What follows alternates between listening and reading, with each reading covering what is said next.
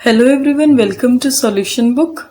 आज हम इस वीडियो में क्लास 10th की मैथ्स का एक्सरसाइज 3.5 का फोर्थ क्वेश्चन करेंगे।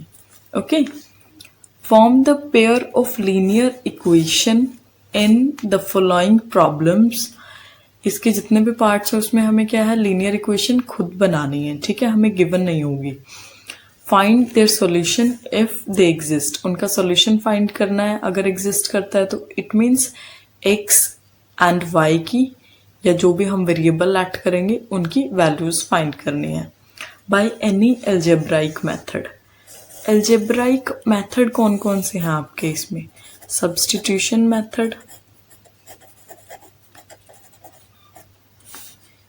या elimination method, cross multiplication method,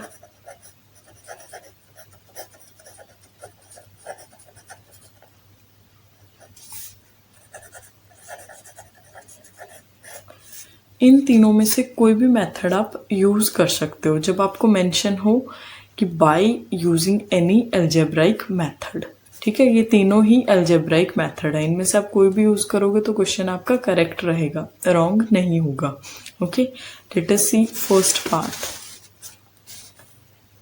A part of monthly hostel charges is fixed and the remaining depend on the number of days one has taken the food in the mess. It means एक hostel है, उसके monthly charges fix हैं और extra charges वो किस पे depend करेंगे कि मेस में से कितने दिन बच्चे ने या स्टूडेंट ने खाना खाया है। Okay, when a student A take food for 20 days, एक स्टूडेंट ए है जो 20 days के लिए क्या है, मेस से खाना खाता है, तो उसको कितना पे करना पड़ता है? 1000 रुपीज। ठीक है, where is the student B who has take the food for 26 days। B student है दूसरा जिसने 26 days तक मेस से खाना खाया है, तो उसको 1180 रुपीज पे करने होते हैं। ठीक है, फाइंड द फिक्स चार्जेस। तो हमें फिक्स चार्जेस फाइंड करना है, कॉस्ट ऑफ फूड फाइंड करना है। ओके, सबसे पहले हम क्या करते हैं, लेट करते हैं। Let the cost, let the fixed charges. पहले हम फिक्स्ड चार्जेस लेट कर लेते हैं। कितने हैं? X rupees. मतलब कि हमने मान लिया कि जो फिक्स चार्जेस लग रहे हैं वो एक्स रुपीज लग रहे हैं, और let the cost of food per day, एक दिन के जो खाने के चार्जेस लग रहे हैं वो वाई रुपीज लग रहे हैं। ठीक है, अगर 20 days रहते हैं तो 20 वाई आएगा एक्सपेंस। ठीक है, अगर 26 दिन खाना खाते हैं तो कितना खर्चा होगा खाने का 26 दिन का? 26 y, 26 y. Okay, so according to question अब हम क्या बनाएंगे, इक्वेशंस बनाएंगे। अकॉर्डिंग टू क्वेश्चन हमें क्या गिवन है कि ए स्टूडेंट अगर 20 days रहता है तो 1000 रुपीज पे करता है, तो उसका एक्स चार्ज तो एक्स रुपीज तो उसका क्या आएगा, हॉस्टल में मंथली जो चार्जेस हैं वो हो जाएंगे फिक्स्ड जो है आपके। ठीक है, प्लस 20 days रहा तो 20 मल्टीप्लाई वाई, एक दिन का खाने का खर्चा है, तो ये टोटल होगा 20 days का, इक्वल्स टू कितना पे किया उसने? 1000। ठीक है, एंड दूसरा स्टूडेंट बी के लिए जो है वो क्या है, 26 days रहता है, इसमें भी एक्स चार्ज तो फिक्स लगेगा, मतलब मंथली जो चार्ज है वो सेम है दोनों के लिए, एक्स प्लस 26 days रहता है तो 26 वाई खाने का खर्चा हो गया। टोटल कितना पे किया उसने? 1180। ये हमारी 2 इक्वेशंस हो गई। ओके, अब हम इसको क्रॉस मल्टीप्लिकेशन मेथड से ही सॉल्व करके दिखाती हूँ मैं आपको। ठीक है, क्रॉस मल्टीप्लिकेशन मेथड में हमें इक्वेशंस का फॉर्मेट चेंज करना होता है, तो हम यहीं पे चेंज कर लेते हैं। x plus 20y minus 1000 equals to 0। इस मेथड में क्या होता है, इक्वेशन के फॉर्मेट में आपका राइट हैंड साइड पे सिर्फ 0 होना चाहिए, बाकी सब कुछ लेफ्ट हैंड साइड पे होना चाहिए। ठीक है, और x plus 26y minus 1180 equals to 0। यह आपकी हो गई थर्ड इक्वेशन और ये हो गई फोर्थ इक्वेशन। ठीक है, on comparing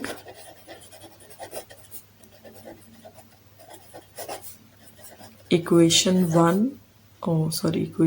3 with a1x plus b1y plus c1 equals to 0 we get, अब हम इन कॉन्स्टेंट्स की वैल्यू लिखेंगे। a1 की वैल्यू क्या आएगी, इससे कंपेयर करो 1, b1 की वैल्यू क्या आएगी 20, c1 की वैल्यू क्या आएगी -1000। ठीक है, ऑन कंपेयरिंग इक्वेशन फोर्थ, अब हम फोर्थ इक्वेशन को कंपेयर करेंगे। ठीक है, किससे, a2x plus b2y plus c2 equals to 0 से। तो हमारे a2 कोफिशिएंट की वैल्यू क्या आ जाएगी 1, b2 की वैल्यू क्या आएगी 26 एंड c2 की आएगी -1180। ओके, अब हम इस पे 2312 वाला मेथड जो हमारा क्रॉस मल्टीप्लिकेशन होता है वो लगाएंगे। ठीक है, बाय क्रॉस मल्टीप्लिकेशन मेथड सबसे पहले हम क्या लिखते हैं x, फिर लिखेंगे y और यहाँ पे 1। ठीक है, अब 2312 अगर आपको लर्न रहता है तो ठीक है, अदरवाइज हम सबसे पहले 2 लिखेंगे, 2 से ही स्टार्ट और 2 पे ही खत्म। ओके, बीच में क्या आएगा, 2 के बाद क्या आता है 3 और 2 से पहले क्या आता है 1। ठीक है, अब हमें ये पता ही है 1 2 3 एंड ए बी सी, 1 2 3 और ABC ये तो सबको ही आता होगा। ठीक है, D भी हमें बोलने की जरूरत नहीं है, इतना तो सबको आता होगा, बस हम वही यूज करेंगे। जहाँ जहाँ पे 1 है वहाँ पे हम A के कोफिशिएंट्स लिखेंगे, A1 A2। जहाँ जहाँ पे 2 है वहाँ पे B के, B1 B2 B1 B2, यहाँ पे C1 C2। दैट्स इट, कितना इजी था देखो। अब हम क्या लिखेंगे, x अपॉन क्रॉस मल्टीप्लाई करेंगे इनकी, b1 c2 minus b2 c1 equals to y upon c1 a2 minus c2 a1 equals to 1 upon a1 b2 minus a2 b1। That's it. अब हमें क्या करनी है, सिर्फ वैल्यू सब्स्टिट्यूट करनी है। अब तो सारा काम हो ही गया है। अब बेसिक प्लस माइनस और मल्टीप्लाई में अगर आप मिस्टेक नहीं करेंगे तो बहुत ही इजीली आपका ये क्वेश्चन हो जाए। अब हम इन कॉन्स्टेंट्स की वैल्यू सब्स्टिट्यूट करेंगे। ओके, 1 बाय 1 यहाँ से x upon b1 c2, b1 आपका कितना है 20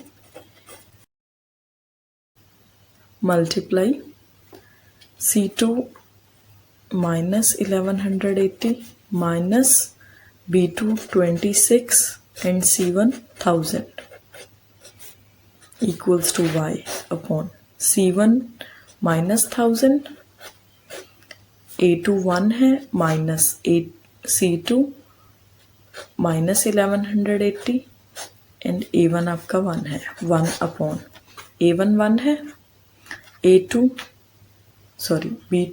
26 minus a2 1 and b1 20।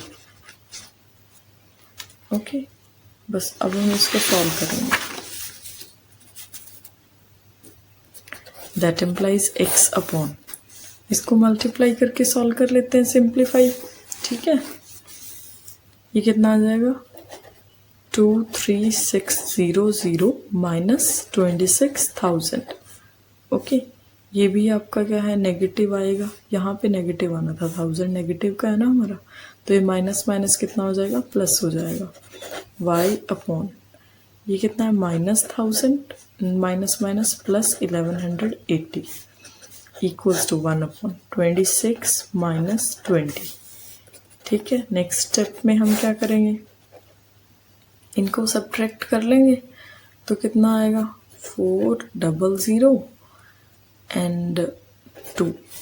Okay, y upon यहाँ पे क्या आ जाएगा 180 1/6। अब हम सिंपली इक्वेट कर लेंगे इन दोनों इक्वेशंस को। ठीक है, that implies x upon 2400 equals to, ये किसके इक्वल है 1/6 के इक्वल है, and y upon 180 equals to 1/6। That implies x equals to, ये क्रॉस मल्टीप्लाई कर लोगे आप तो कितना आ जाएगा 6x equals to 2400 and x equals to, ये 6 डिवाइड में आ जाएगा 2400/6। आप इसको कट करोगे तो 400 आ जाएगा, एंड y की वैल्यू भी हम बिल्कुल ऐसे ही करेंगे, ये 180 यहाँ आ जाएगा, 180/6 कितना आ जाएगा 30। ठीक है, तो हमारे पास क्या आया है, monthly charges equals to 400 rupees and cost of food per day equals to 30 rupees।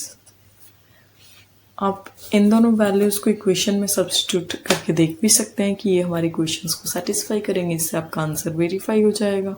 Okay, fourth question का second part, a fraction becomes 1/3 when 1 is subtracted from numerator. सबसे पहले तो हम फ्रैक्शन लेट कर लेते हैं, let fraction be x upon y, that is, अब हमने ये कैसे लेट कर लिया, लेट द न्यूमरेटर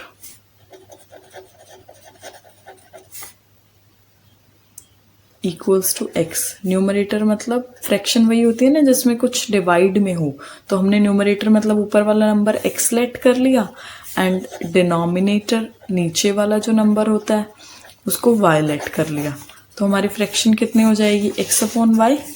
ठीक है, तो आप इस तरीके से लिख लीजिएगा, आपको कोई दिक्कत नहीं होगी। फ्रैक्शन आपका क्या आ गया, x अपॉन वाई आ गया।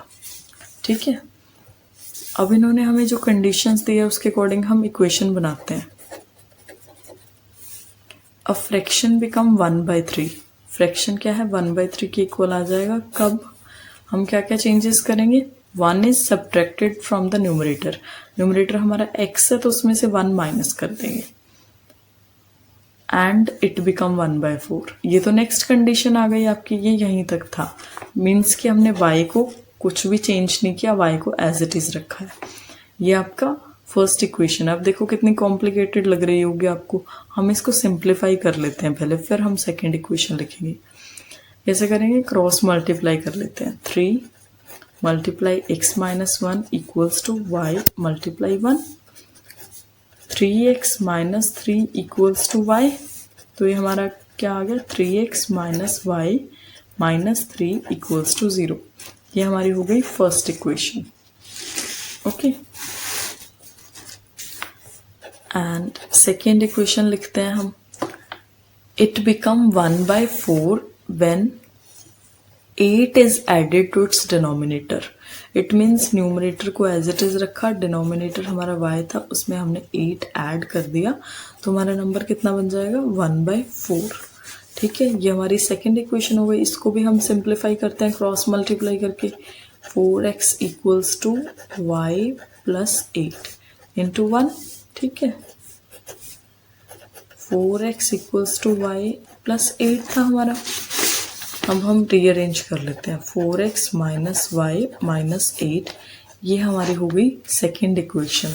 ठीक है, अब बाय क्रॉस मल्टीप्लिकेशन मेथड आप क्या है इसको खुद सॉल्व करोगे, ये आपके लिए होमवर्क है, और आप कमेंट सेक्शन में कमेंट करके ज़रूर बताएं कि जो क्रॉस मल्टीप्लिकेशन का मेथड है जिसको हम 2 3 1 2 करके लिखते हैं। 2 इनिशियली हम लिख लेंगे दोनों सेम, फिर 2 के बाद क्या आता है 3 और 2 से पहले क्या आता है 1, या फिर 2312 लर्न करने का मेथड है, या फिर एक और मेथड जो मैंने आपको बताया है 1 2 3 एंड ABC। आपको 1 से 3 तक काउंटिंग तो सबको आती होगी और ABC भी आता है, ठीक है। तो जहां जहां 1 है वहां A का कोफिशिएंट लिखेंगे, 2 के नीचे B वाला कोफिशिएंट और 3 के नीचे C वाला कोफिशिएंट। कमेंट सेक्शन में कमेंट करके जरूर बताएं कि ये मेथड आपको कैसा लगा। साथ में आपको क्या है, इसका आंसर भी मेंशन करना है कमेंट सेक्शन में कि x और y की क्या वैल्यू आती है। Thank you for watching the video. All the best.